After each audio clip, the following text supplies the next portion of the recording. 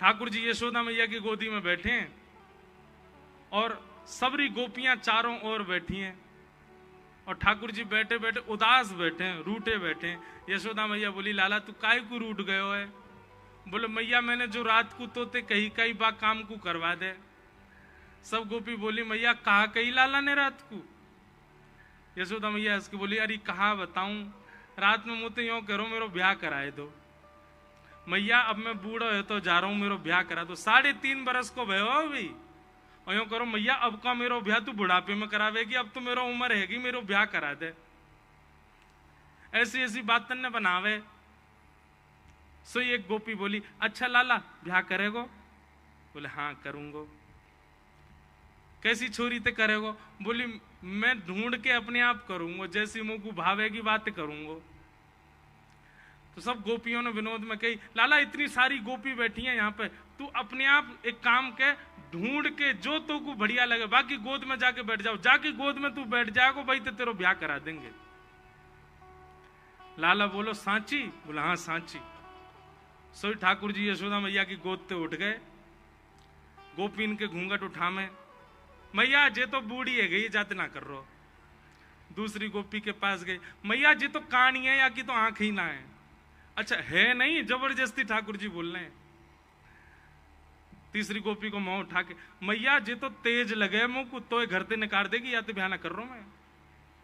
ऐसी सब गोपीन के आगे घूम रहे।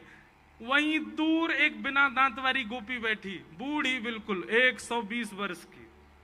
वो मंद मंद मुस्कुरा रही और मन में सोच रही, बोले लाला तो सबरी युवा युवा गोपीन के पास जाएगो, अब मैं कहा करूं, मैं तो इतनी वृद्ध है गई, मैं तो उबा पंक्ति में ना बैठ सकूं जहां लाला घूंघट उठा रहा है। लेकिन मनी मन खुश है रही है लाला की लीला देख करके, नेत्रन से आंसू निकल रहे हैं और बीच बीच में अपने आंसू पहुंच रही है, एक भी दांत नहीं है वाक्य। लाला सब गोपीन के घूंघट उठा उठा के देख रहा और सोई ठाकुर जी की दृष्टि पड़ी, वो बूढ़ी बिना दांत वाली गोपी बैठी का है। ठाकुर जी बोले, मैया तेरी बहू मिल गई, और दौड़ के गए और बिना दांत वाली वह गोपी की गोद में बैठ गए। मैया मैं तो यही तो ब्याह करूंगा। मैया बोली, लाला जाके तो एक दांत ना है, जाते का ब्याह करेगो? बोले, मैया बढ़िया है ना, माखन खावे में दांत ना चाहिए हो, मैं हूं माखन खाऊंगा जो चप चप खायो करेगी। और वह गोपी से ऐसे अंक भर गए, गोपी वह वृद्धा गोपी को इतना सुख प्रदान कियो, सब युवा गोपी देखती रह गई और ठाकुर जी वह को सुख दे रहे।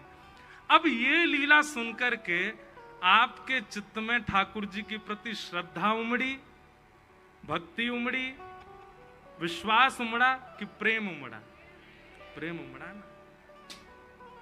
वेद व्यास जी से कहा गया, ऐसे ग्रंथ का निर्माण करो जिसको सुनने के बाद श्रोता के चित्त में प्रेम प्रकट हो। बंधुओं, संसार में प्रेम करने लायक कोई भी नहीं है। इस संसार के जितने मानव है ना, ये सब धोखेबाज हैं। कोई प्रेम नहीं करेगा आपसे। स्वार्थ लाग करहि सब प्रीति, सब आपके साथ केवल स्वार्थ से जुड़े हुए हैं। प्रेम के अधिकारी केवल श्याम सुंदर है। आप आज करोड़पति हो जाओ तो जो आदमी आपसे कभी मिलता नहीं था उसका भी फोन आ जाएगा आपके पास में। और आज आप भगवान ना करे किसी कारण से आपका घर बार सब छूट जाए, किराए के मकान में चले जाओ, रोज फोन करने वाला भी आपको ब्लॉक लिस्ट में डाल देगा। क्यों?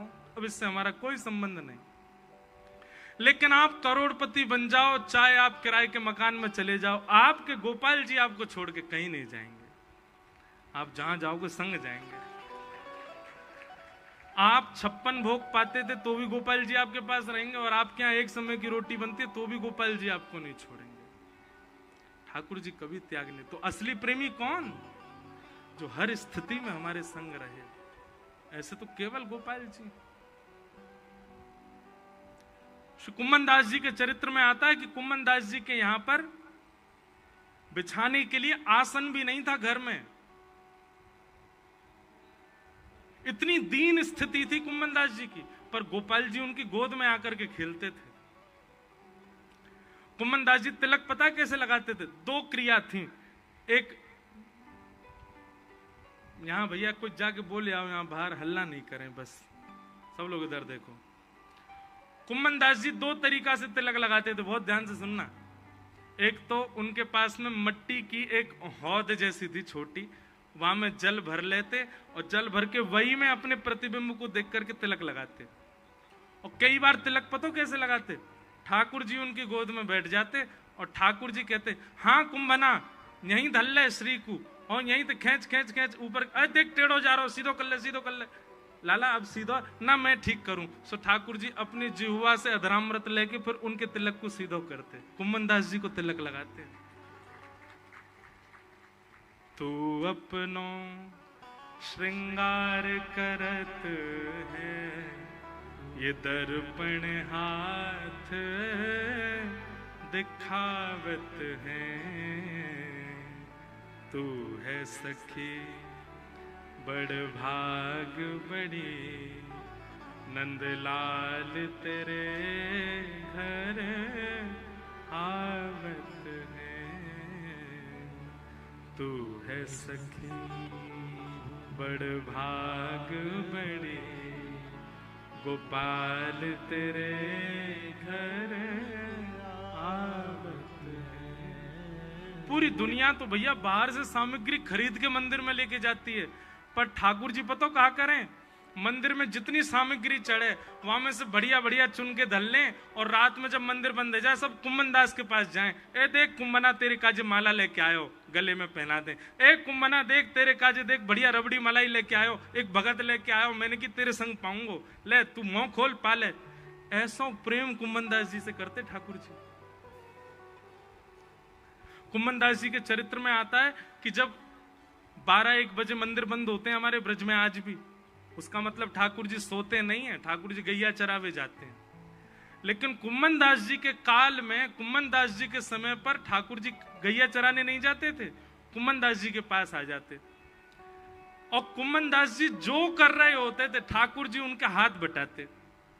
एक दिन की बात है, कुम्मन दास जी हल जोत रहे थे अपने खेत में, ठाकुर जी आ गए। ए कुम्भना कहा कर रहे है, आओ आओ जय जय, हृदय से लगा लियो। बोले हल जोत रहा हूं ने खेत में। ठाकुर जी बोले मोकू भी कछु काम दे दे। बोले जय जय आप कहा करोगे, श्रम है, छोटे छोटे से पाँव में आपके ऐसे निष्ठुर वन में डोलोगे कांटे लग जाएंगे, बल्लभाचार्य जी मोह मारेंगे फिर। ना ना मैं तो कुछ करूंगा। छोटे से ठाकुर जी, श्रीनाथ जी का जो स्वरूप है ना, ये 4 वर्ष के बालक का स्वरूप है, 4 वर्ष के ही हैं ठाकुर जी इसमें। तो 4 वर्ष के ठाकुर जी आ गए, कुम्मन दास जी तो कह रहे मैं सेवा करूं, और पूरा ऐसा ही श्रृंगार, ऐसा ही मुकुट, ऐसे बस मंदिर में ही और रहते हैं, और कुम्मन दास जी के संग खेलते कूदते हैं।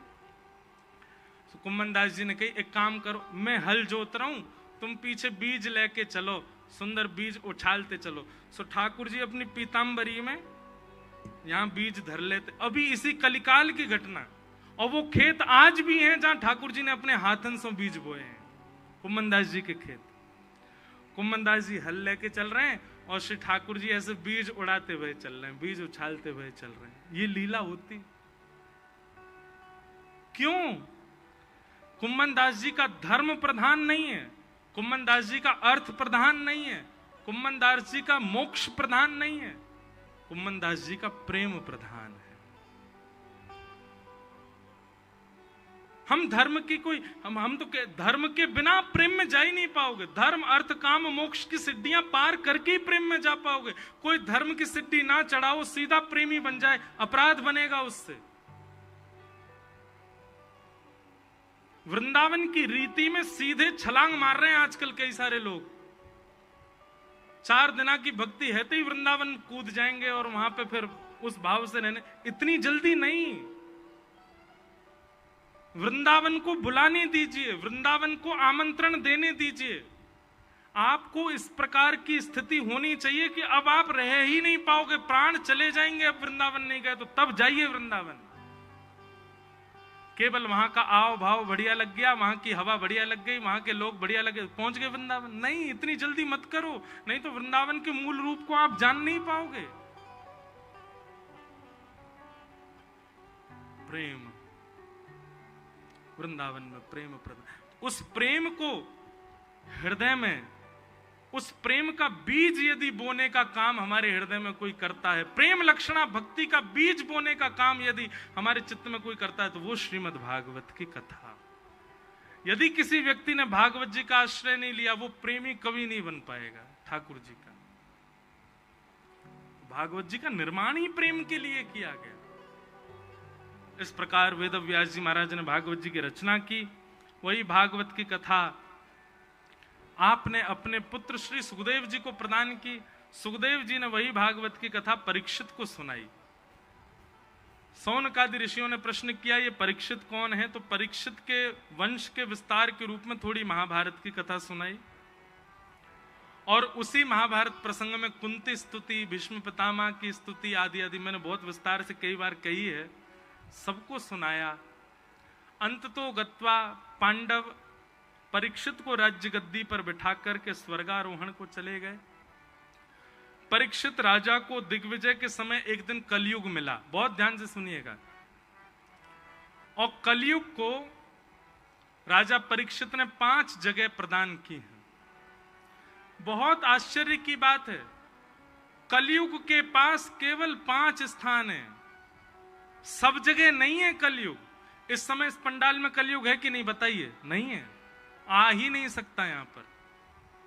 कलयुग केवल 5 स्थानों पर निवास करता है, पर हम सब पर कलयुग का प्रभाव है। इसका मतलब 5 में से कहीं ना कहीं हमने भी अपने हाथ पांव तो मारे हैं, इसीलिए कलयुग आया है। द्यूतम पानम स्त्रियः सूना यत्रा धर्मश्चतुर्विध पुनश्च याचमानाय जातरूपमदात् प्रभो। 5 स्थानों पर कलयुग का निवास है। बहुत ध्यानपूर्वक सुनिएगा। सबसे पहले द्यूतम यानी कि जुआ। जुआ का मतलब बंधुओं क्या होता है? भगवान की पत्नी लक्ष्मी को जब आप दांव पर लगा करके और किसी से जीत हार की सौदेबाजी करते हो, उसी को जुआ कहते हैं। बुरा नहीं मानिएगा, ये जो शर्त लगाते ना, ये भी जुआ ही है। लगी 500 की शर्त, ये भी जुआ है। 10 रुपए, 1 रुपया, 58, 54 कितने का भी आप धन का प्रयोग करते हो, तुरंत जुआ हो जाता है। जुआ कभी नहीं खेलना है। धन को दांव पर कभी भी मत लगाइए। आप खेल कोई भी खेलिए, आप शर्त किसी और चीज, समोसा की शर्त लगा लो, रसगुल्ला की शर्त लगा लो, गुलाब जामुन की शर्त लगा लो, पेड़ा की शर्त लगा लो, और सबसे बढ़िया शर्त बताऊं, वृंदावन की शर्त लगा लो। देख भाई, बोले क्या? अगर ऐसा हुआ तो तू हमें वृंदावन लेके चलेगा, और अगर ऐसा नहीं हुआ तो मैं तुझे लेके चलूं। अगर हुआ तो तू खर्चा करियो वृंदावन को सवरो, और नहीं भैया तो मैं करूंगा। ऐसी शर्त लगाओ। और शर्त लगवानी है तो बताएं हम, जितने रुपया मन में आ रहे हों। हाँ भाई, आज बारिश होगी कि नहीं होगी? बोले होगी। कितने की शर्त लगी? बोले 500 रुपये। 500 रुपये नहीं, 500 राधा नाम जपने पड़ेंगे तो को है गई तो तू जपियो, नहीं भाई तो मैं जपूंगा। बताओ शर्त अच्छी है कि नहीं है? शर्त लगानी है तो ऐसी लगाओ। शर्त लगानी है तो यह बात की लगाओ, हाँ भाई आज भारत जीत गया तो कल सुबह गैयान को जाके गोबर में उठाऊंगा, और यदि भारत हार गयो तो तू उठाइयो जाके। ऐसी शर्त लगा। ये धन का प्रयोग क्यों कर देते हो? गौ सेवा की शर्त लगाओ, वृंदावन जावे की शर्त लगाओ, नाम जप की शर्त लगाओ, कीर्तन की शर्त लगाओ, परिक्रमा की शर्त लगाओ। ऐसी शर्त लगाओ जिस शर्त में भी ठाकुर जी पास आ जाएं, जिस शर्त में ठाकुर जी और प्रिय हो जाएं, ऐसी शर्त लगाओ।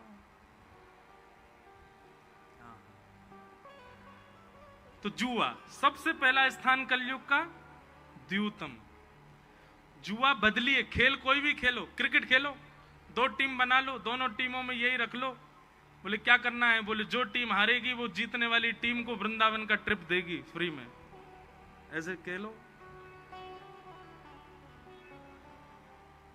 हमारा एक जगह खेल, अब यहाँ जलंधर में तो हम बहुत बीमार हो गए, हम खेल ही नहीं पा रहे, हम लोगों से मिल ही नहीं पा रहे। नहीं तो हम खेलते हैं, हर कथा में सुबह का नियम है क्रिकेट खेलेंगे सबके साथ। खेलते हैं तो जब बॉलर बॉलिंग डालने आता, मैंने कि सुन भाई, तैने मुझसे कही थी आज ये भजन सुना, अगर तैने आउट किया तो नहीं सुनाऊंगा, और तू चाहता है तेरे मन का भजन आज कथा में सुनाऊं तो आज छक्का ही पड़वा बेटा। तो ऐसी बॉल डालेगा महाराज जी छक्का। तो अपने खेल को, अपने व्यवहार को, अपनी ये समाज, ये अपनी मित्रताओं को आप भक्ति से जोड़िए ना। क्यों जुआ खेलते हैं, उसमें पैसा क्यों लगाना? धन लगाते ही वो पाप हो जाता है। तो सबसे पहला द्यूतम कभी नहीं करना है। और एक और बात सुनिए, जुआ नहीं खेलने का मतलब लक्ष्मी का दुरुपयोग नहीं। तो लक्ष्मी का जहां भी आप दुरुपयोग करते हो, अगर लक्ष्मी का व्यय करके कोई मांस खरीद रहा है, वह भी जुए के समान है। आप लक्ष्मी देकर के गलत वस्तु क्यों खरीद रहे हो? लक्ष्मी देकर के गलत पान की वस्तु क्यों ले रहे हो?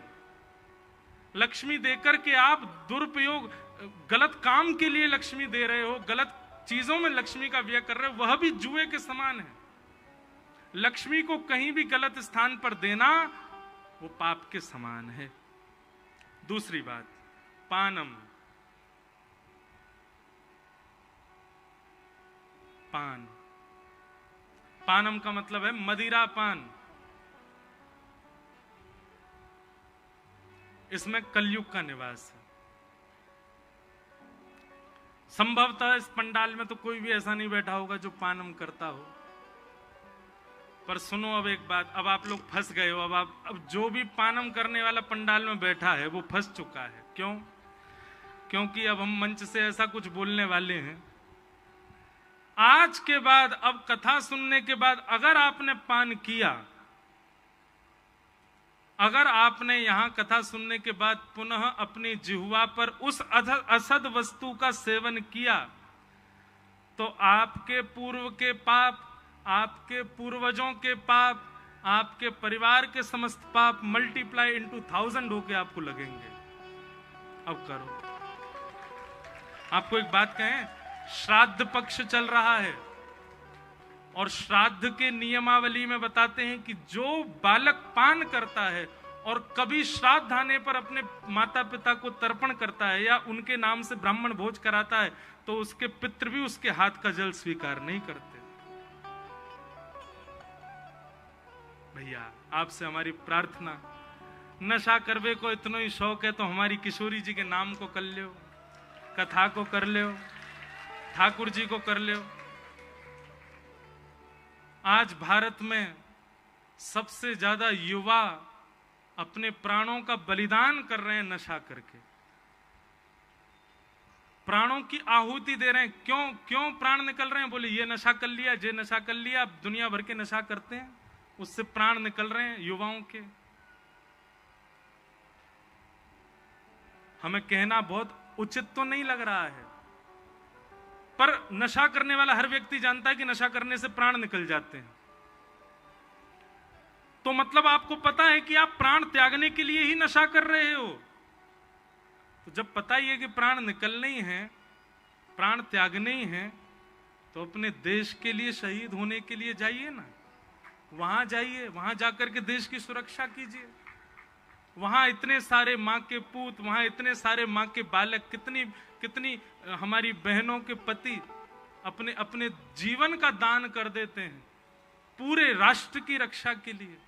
वो भी तो युवा हैं, वो भी तो किसी माँ के पुत्र हैं, किसी बहन के पति हैं, किसी बालक के पिता हैं।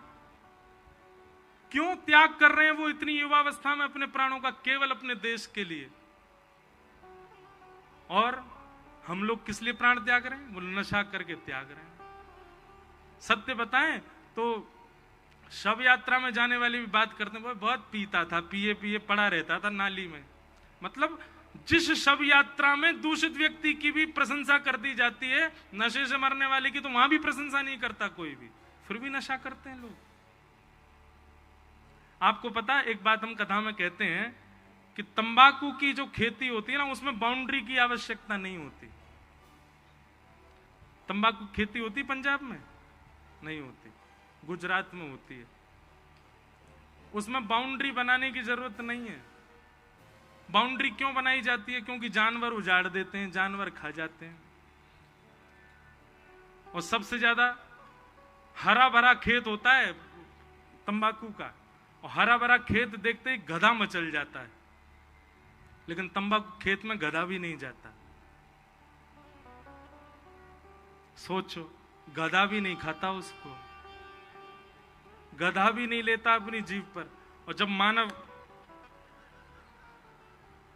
जब ऐसे करता है ना, तो गधा भी हंस जाता, बोले ले इसको तो हम भी नहीं खाते, इसको ये खा रहा है।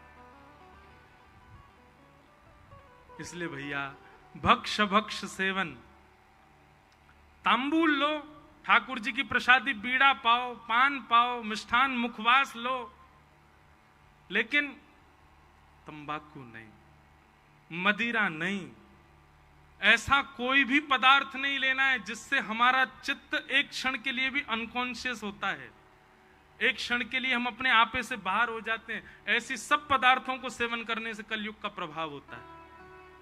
तो पहला, जुए में कलयुग का निवास। दूसरा, पानम, दूषित वस्तुओं में कलयुग का निवास। और तीसरा, पर स्त्री संग और पर पुरुष संग में कलयुग का निवास है। विवाह के उपरांत आप ये दृढ़ निश्चित हो जाइए कि आप एक पत्नी व्रती रहो, एक पतिव्रता रहो।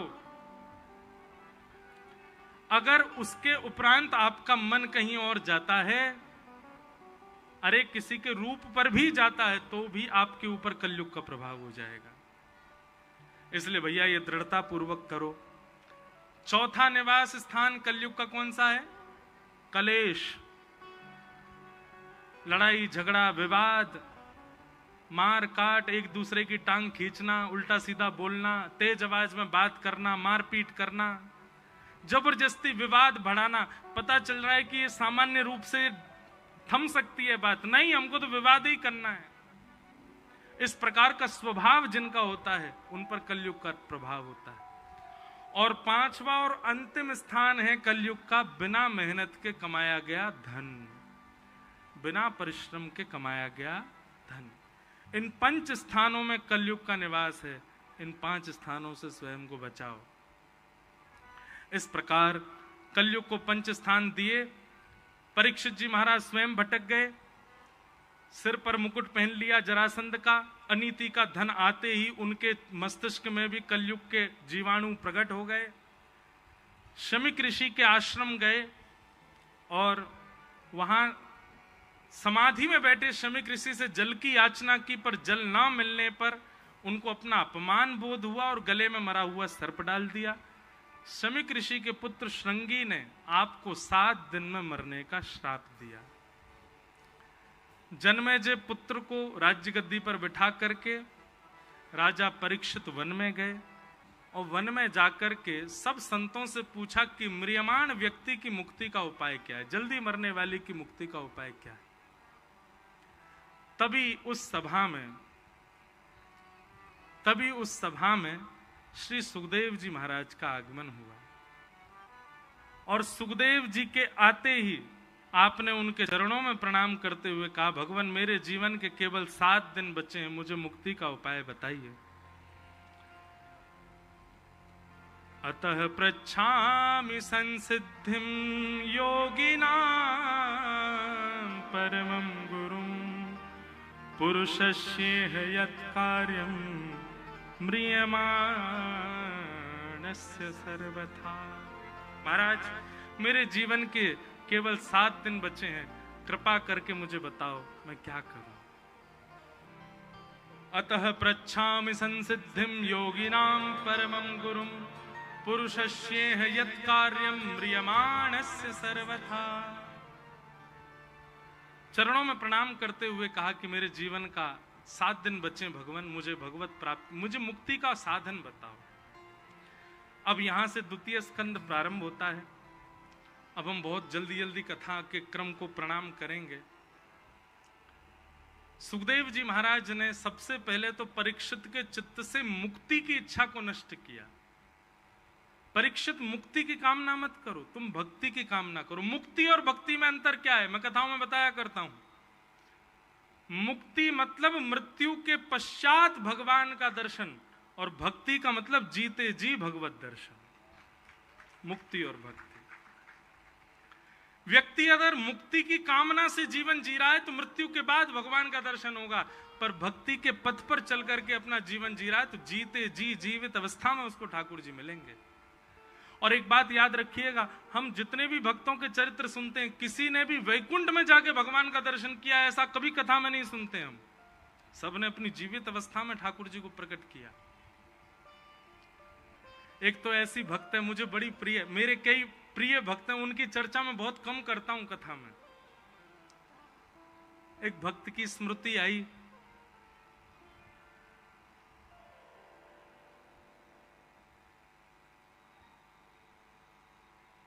राजस्थान की एक भक्त हुई, अब मुझे नाम ही याद नहीं आ रहा उनका।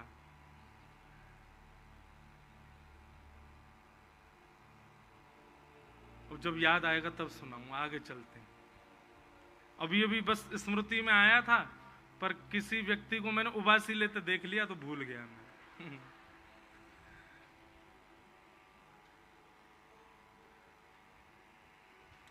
बहुत सुंदर कथा उनकी, अब जब याद आएगा स्मरण में तब बताऊंगा। तो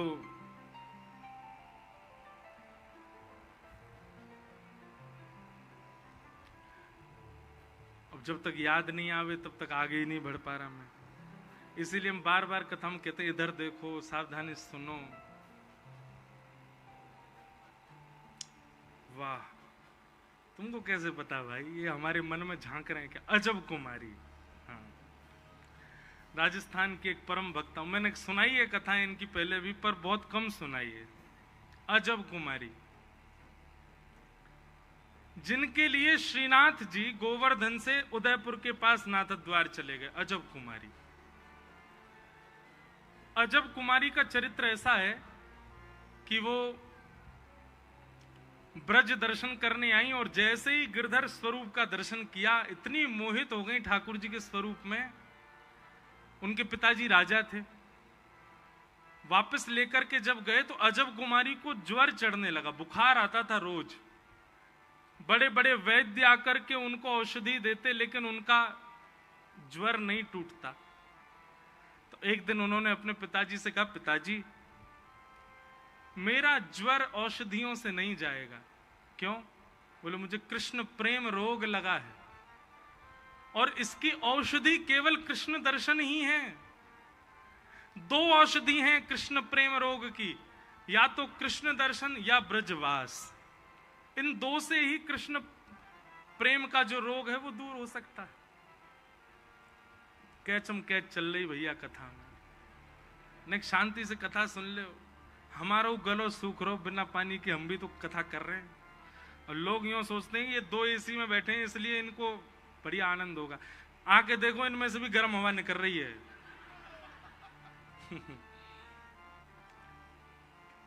अब हम सीधे तो कह नहीं सकते भैया ठीक करो, ऐसे ही बता रहे हैं। अभी ठीक नहीं करना, अब कल ठीक करवाना है इनको। बोलो वृंदावन बिहारी लाल की। देखो मन जहां होता है ना, आपका तन वैसा ही हो जाता है। मन आपका कथा में होगा तो ना आपको भूख लगेगी, ना प्यास लगेगी, ना पाम में दर्द होगा, ना पसीना की पतो होगी। मन को लगा लो ठाकुर जी, बड़े भाव से सुनो। अजब कुमारी रोज ज्वर चढ़ता था, उनका ज्वर उतरे नहीं किसी औषधि से। उन्होंने पिताजी से कहा, पिताजी ये रोग ऐसे नहीं जाएगा, मुझे आप वृंदावन भेज दो और मैं सदा के लिए वृंदावन रहूं, वहीं ठाकुर जी की सेवा करूं। चाकर रहसू बाग लगासू, नित उठ दर्शन पासू, वृंदावन की कुंज गलन में हरि की लीला गासू। श्याम मने चाकर राखो जू, हरि जी मने चाकर राखो जू। पिताजी मुझे वृंदावन भेज दो। पिता राजा थे, मना कर दिया, बोले बिल्कुल नहीं, तुझे दर्शन करने जाना है, तू चली जा, सेना तेरे साथ जाएगी, दर्शन कर, 2-4 दिन रुक, वापस आ जा, रुकने के लिए नहीं। क्या कहेंगे लोग, राजा की बेटी राजकुमारी वृंदावन बस गई, वहां जाकर दासियों की तरह रहती है। पिता ने आज्ञा नहीं दी। अजब कुमारी 4 दिन के लिए वृंदावन आई। बहुत ध्यान से सुनना। और वो मंदिर में पीछे खड़ी होती है सबसे, और दूर खड़ी खड़ी ठाकुर जी के सामने रोते हुए कहती है, श्रीनाथ जी के सामने, पिताजी तो नहीं मान रहे, आप मान जाओ। 2 ही ऑप्शन है मेरे पास, या तो मुझे यहां बसा लो या फिर आप मेरे साथ चल दो, क्योंकि मैं आपके बिना नहीं रह सकती। पर ठाकुर जी तो बड़े ऐंठीले हैं ना, यूं ही खड़े रहे, कुछ करते थोड़ी है, चाहे कितना रो कितना फिपियाओ इनके आगे, यूं ही खड़े रहेंगे, कोई इन पे दया तो आती नहीं इनको बिल्कुल भी।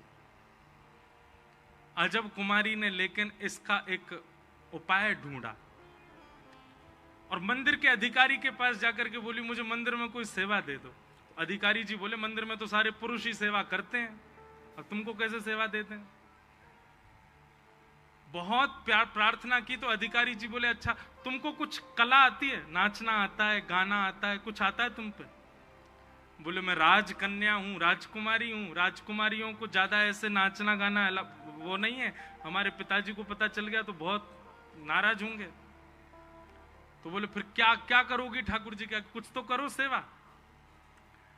तो उसने कहा, मुझे चौसर खेलना बहुत बढ़िया आता है, मैं ठाकुर जी के संग चौसर खेलूं। तो बोला, हाँ तुम यही किया करो, तुम ठाकुर जी के साथ चौसर खेला करो। तो अजब कुमारी क्या करती थी, राजभोग के बाद दर्शनार्थी पीछे से दर्शन करते, वो सन्मुख बैठ के श्रीनाथ जी के और चौसर खोल करके और पासा एक बार अपनी तरफ से चलती और दूसरी बार ठाकुर जी की तरफ घुमा के ठाकुर जी की तरफ से चलती, ठाकुर जी की तरफ से खेलती ठाकुर जी के साथ। अजब कुमारी चौसर खेलने में इतनी निपुण थी कि उससे कोई जीत ही नहीं सकता। महाराज जब वो चौसर खेलती थी ना, तो जब अपनी चाल चलती और जब ठाकुर जी की चाल की बारी आती तो सामने श्रीनाथ जी को पसीना आ जाते, बोल अब मैं हारूंगा, जो मुझे हरा देगी। और जब उनके प्रश्वेत के बिंदु आते तो अजब कुमारी उस प्रश्वेत को बिंदु को देख लेती और बिंदु को देखते देखते ऐसी चाल चलती कि ठाकुर जी जीत जाते, वो हार जाती। सोई ठाकुर जी की 2 दतुइयां दिख जाती, हंस जाते ठाकुर जी खड़े खड़े। इस छवि का अवलोकन अजब कुमारी करती। 3 दिन तक तो ठाकुर जी जिताए वाने।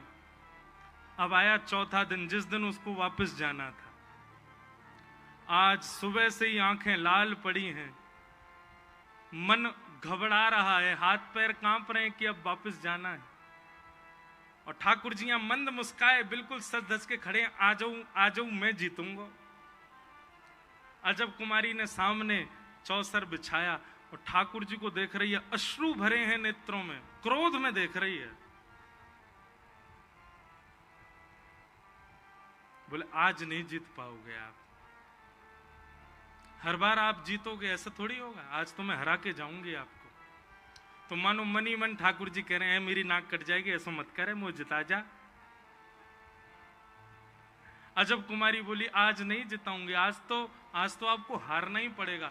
और अजब कुमारी ने ऐसी ऐसी चाल खेली, और दिना तो प्रश्वेत आते ठाकुर जी को, आज तो पूरे वस्त्र ही गीले है गए पसीना थे। ठाकुर जी घबरा रहे हैं, बोले आज हरा देगी जी, आज नहीं मानेगी। बस अंतिम चाल चलनी थी और ठाकुर जी पूर्ण रूपेण हार ही चुके हैं, अब जीतने की कोई गुंजाइश नहीं है। गुसाई लोग सब खड़े होकर के देख रहे हैं, बोले भैया आज तो हमारो लाला हार गयो। अजब कुमारी की एक चाल और उस एक चाल में जीत हार का निर्णय हो जाना था। जैसे ही अजब कुमारी पासा घिसने लगी, सामने खड़े ठाकुर जी मानो मंद मंद कह रहे हो, कछु मांग ले, जो मांगेगी सो दूंगा, लेकिन मुझे जिता दे। अजब कुमारी बोली, मांग लूं? बोले हाँ मांग लो, वचन दो जो मांगूंगी सो दोगे। बोले दूंगो, लेकिन पहले मुझको जिता। बोले देख लेना, पीछे मत हटना, फिर मैं कुछ भी मांग सकती हूँ। बोले तू जो मांगेगी सो देंगे, लेकिन आज मुझको जिता दे। और ऐसा पासा परोसा कि अंतिम बाजी में ठाकुर जी जीत गए और अजब कुमारी हार गई। और जैसे ही अजब कुमारी हारी, श्रीनाथ जी उसकी गोद में प्रकट हो गए, प्रकट होकर उसका आलिंगन कर लिया और आलिंगन करके बोले, मांग तो को क्या चाहिए, जो मांगेगी सो देंगे। अजब कुमारी बोली, चलो मेरे साथ राजस्थान, वहीं बस जाओ मेरे यहां, आपको नित देखूं, नित आपका दर्शन करूं, आपको देखे बगैर अब मैं एक क्षण नहीं रह सकती, आप चलो मेरे साथ। ठाकुर जी तो घबरा गए। ठाकुर जी बोले, मैं ब्रज तज कैसे जाऊं, मैं ब्रज छोड़ के कैसे जाऊं। अजब कुमारी बोली, अब बात से पीछे मत हटना, आपने वचन दिया था जो मांगूंगी सो दोगे, अब मैंने मांगा है तो दीजिए। और उसी अजब कुमारी के लिए हमारे गिरिराज धरण श्री श्रीनाथ जी श्री गोवर्धन से उदयपुर के पास नाथ द्वारा में जाके विराजमान हो गए। पूछ री के लौथा की प्यारे, ऐसे हमारे श्रीनाथ जी जिस ब्रज का कभी त्याग नहीं करते ठाकुर जी, उस ब्रज का त्याग भी एक भक्त वैष्णव के प्रेम भाव से कर लिया। अब बताओ अजब कुमारी ने क्या प्रस्तुत किया, ठाकुर जी क्या खेल खेलती थी। आप भी खेला करो ठाकुर जी के साथ। अब ठाकुर जी पे चौसर ठाकुर जी को आता, हम पे चौसर नहीं आता। ठाकुर जी शतरंज भी खेलते हैं, श्रीनाथ जी में नाथ द्वार में ठाकुर जी शतरंज भी, चेस खेलते हैं ठाकुर जी। कभी कभी चेस खेला करो, ठाकुर जी के आगे रख दो, एक बाजी अपनी तरफ से चलो और फिर ठाकुर जी की तरफ से चलो, और सुनो ऐसी चाल चलियो कि ठाकुर जी हारवे वाले हों, उन्हें हराओ एक आध बार, ताकि 2-4 बार हारवे के बाद काउ देना बोल पड़े, दारी के मोइया हरा तो रे, कभी जितावे को नहीं। ठाकुर जी के संग लूडो खेलो, लूडो तो आता है, वही खिला दो ठाकुर जी को, गोटी ने काट काट के भीतर ही करते जाओ ठाकुर जी, ऐसे आनंद करो रस। ये सब क्या, ये सब आपकी निज सेवा में होना चाहिए ठाकुर जी के साथ। जैसे हम लोग क्या करते हैं, हम सब सखा मिलेंगे ना, तो हम लोग सब ठाकुर जी के आगे खेलते हैं, कोई भी खेल खेलें, उसमें एक भाव रखते हैं कि ये बालक जो है ये ठाकुर जी का प्रतिनिधि है। जैसे अब हमारे सब पंडित जी लोग सब बैठ जाएंगे ठाकुर जी के सामने और पर्ची खेलेंगे, पर्ची उछाल उछाल करके उठाओ, चोर मंत्री सिपाही, उसमें एक बालक जो है उसको प्रतिनिधि बना देते हैं, बोले ठाकुर जी की तरफ से खेल लो है, और इस प्रकार खेल खेलते हैं। कभी कभी 2 प्रतिनिधि बनते हैं, तो एक श्री जी का प्रतिनिधि, एक ठाकुर जी का। अभी हमारी कथा हुई थी गोवर्धन में, तो गोवर्धन में कथा कराई चित्र विचित्र महाराज जी ने, तो महाराज उनने 2 टीम बना ली, रात में क्रिकेट भयो, तो क्रिकेट में 2 टीम बनी, टीम के नाम क्या थे पता है, श्यामा प्यारी और दूसरी टीम को नाम कुंज बिहारी। तो श्यामा प्यारी जो थी वो थी हमारी, और कुंज बिहारी थी महाराज जी की। महाराज क्रिकेट हुआ और क्रिकेट में क्या हुआ, टाई हो गया, मतलब बराबर रन बने दोनों के। फिर उसके बाद हमने सुपर ओवर किया, सुपर ओवर भी टाई हो गया। तो मैंने की महाराज जी एक नहीं जीतेगा, जीतेंगे दोनों। कौन? बोले श्यामा प्यारी कुंज बिहारी, जय जय श्री, दोनों जीते। तो कभी कभी ऐसे ठाकुर जी को प्रतिनिधि मान करके खेलो, ठाकुर जी के संग क्रीड़ा करो। तो भक्ति में सामर्थ्य कि जीते जी भगवत दर्शन हो सकता है। मुक्ति तो मृत्यु के बाद ही भगवत दर्शन कराएगी। भागवत जी भक्ति की प्रदाता है, मुक्ति की नहीं। वैसे तो लिखा है मुक्ति दाने न गर्जती, पर हमको मुक्ति की कामना नहीं, हमको भक्ति चाहिए। भक्ति से जीते जी अपनी सांस चल रही हो तब बिहारी जी को देखना है प्रत्यक्ष, ऐसी भावना। सुखदेव जी महाराज से प्रश्न करते जा रहे हैं और यहां परीक्षित जी को सुखदेव जी कथा सुना रहे हैं। सबसे पहले आपने सृष्टि प्रसंग सुनाया, सृष्टि प्रसंग के उपरांत आपने कपिल देवभूति संवाद सुनाया, जहां भगवान कपिल देवभूति माता को ज्ञान उपदेश करते हैं। ज्ञान उपदेश करते हुए कपिल भगवान ने एक बात कही, भैया मन को एकाग्र करना है। बहुत ध्यानपूर्वक सुनिएगा, आज एक का प्रश्न भी था ना, मन को एकाग्र करने का एक ही तरीका है, क्या? अपनी संगति सुधार लो, आपका मन अपने आप सुधर जाएगा। संगति का मतलब लोग क्या समझ लेते हैं? संगति का मतलब हम कैसे लोगों के संग बैठें, कैसों के संग उठें, खाएं पिएं, ये संगति होती है। संगति का मतलब केवल व्यक्ति नहीं होता, संगति का मतलब हर एक वस्तु जिसके आप बीच में रहते हो वो सब संगति है। हम कुर्ताई क्यों पहनते हैं, हम बगलबंदी क्यों पहनते हैं, हम धोती क्यों पहनते हैं? यह वस्त्र संग है। वस्त्र संग का भी मन पर प्रभाव पड़ता है। आप जीन्स पहन करके, टी शर्ट पहन करके क्लब में जा सकते हो, धोती पहन के, बगलबंदी पहन के नहीं जा सकते। क्यों? ऐसा नहीं है कि रोक टोक होगी, क्लब वाले अपना क्लब बंद कर देंगे, बोले ओहो पंडित जी आ गए, भैया इनके सामने थोड़ी गलत काम होगा। या फिर आपको हाथ पांव जोड़ दिए जाएंगे, भैया आप मत आओ यहाँ पे। क्यों? आपका जो रूप है, आपका जो स्वरूप है, वो उस माहौल को उसकी चरम स्थिति में जाने नहीं देगा। तो वस्त्र का भी संग होता है, अन्न का भी संग होता है। भोजन जैसा खाओ अन्न वैसा होवे मन। तो अन्न से भी हमारे मन पर प्रभाव पड़ता है, वस्त्र से भी हमारे मन पर प्रभाव पड़ता है, श्रृंगार से भी हमारे मन पर प्रभाव पड़ता है। हम कैसे बाल रखते हैं, आजकल के बालकों के बाल देखो। पहले दिन हम जलंधर आए तो एक छोटा सा बालक आया, वो बैठा है क्या यहीं पे? वो बैठा, नहीं बैठे रहो लाला, दिखाना नहीं है। इनकी हेयर स्टाइल पता कैसी थी? यहां आईब्रो से कट लगा था यूं पीछे तक। ठीक है, अब ये ठीक कर लेंगे, उसके बाद चौड़ी चोटी रखेंगे। आजकल के बालकों की हेयर स्टाइल देखो। और हमारे भाई लोगों ने तो अति मचा रखी है, यहां से सब साफ करवा देंगे, बीच में बस खड़े रखते हैं। उनके हाथ में नाम जप माला भी अच्छी नहीं लगती, ऐसे बाल रख के घूमते हैं। कंठ में भले ही वो कंठी पहने घूमते हैं, पर ऐसा लगता ही नहीं है कि इनके आचरण शुद्ध होगा। हमारे स्वरूप से पता चल जाता है कि हमारा आचरण कैसा है। ये सब संग दोष कहलाता है। हमारा स्वरूप कैसा, हमारी शब्दावली कैसी, हमारे बाल कैसे, हमारे चलने का तरीका कैसा, हम लेटते कैसे हैं, खाली समय में बैठते कैसे हैं, पहनते क्या हैं, इन सब से हमारे मन पर प्रभाव पड़ता है। सबको सुधारो, सबको संयमित करो, सबको व्यवस्थित करो। और इसको व्यवस्थित करने की सबसे पहली सिद्धि क्या है? आसपास के जन जो हैं उनको वो सुधरे हुए रखो। तब भगवान कपिल कहते हैं कैसे लोगों का संग करना है।